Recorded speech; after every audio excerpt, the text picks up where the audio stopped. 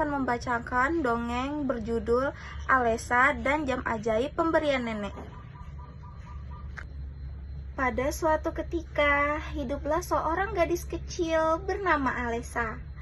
Ia memiliki paras yang cantik dan imut, sehingga semua orang yang melihatnya merasa senang. Namun, di balik wajah manisnya, Alesa memiliki kebiasaan yang kurang baik. Ia adalah anak yang pemalas. Alesa suka menunda-nunda segala hal. Ia sering bangun kesiangan, malas mengerjakan tugas, dan lebih memilih bermain daripada belajar.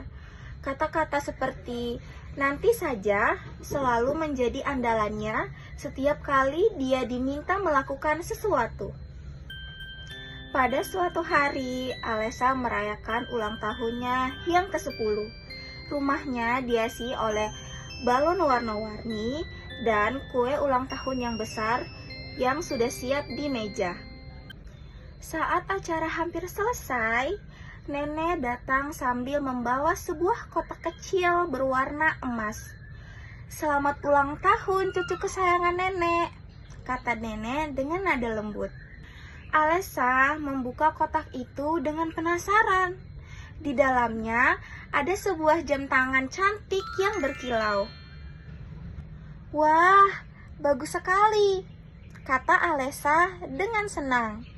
Nenek tersenyum dan berkata, "Ini bukan jam biasa, ini jam ajaib.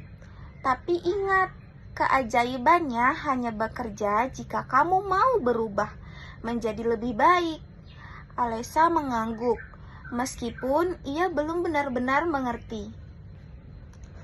Keesokan harinya, Alesa hampir terlambat ke sekolah.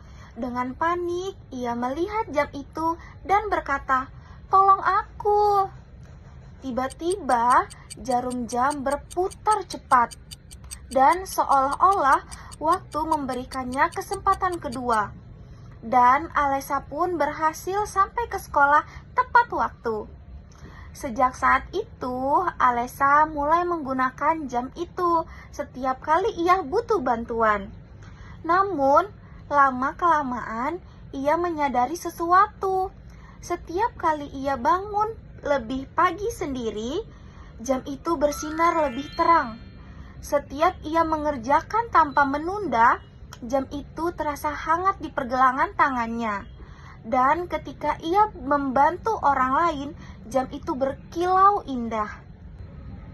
Suatu malam, Alesa bertanya pada nenek, "Nek, kenapa jam ini terasa berbeda sekarang?" Nenek tersenyum dan berkata, "Karena sebenarnya keajaiban itu bukan pada jamnya, tapi pada dirimu. Jam itu hanya mengingatkan bahwa waktu itu berharga." Sejak saat itu, Alesa berubah.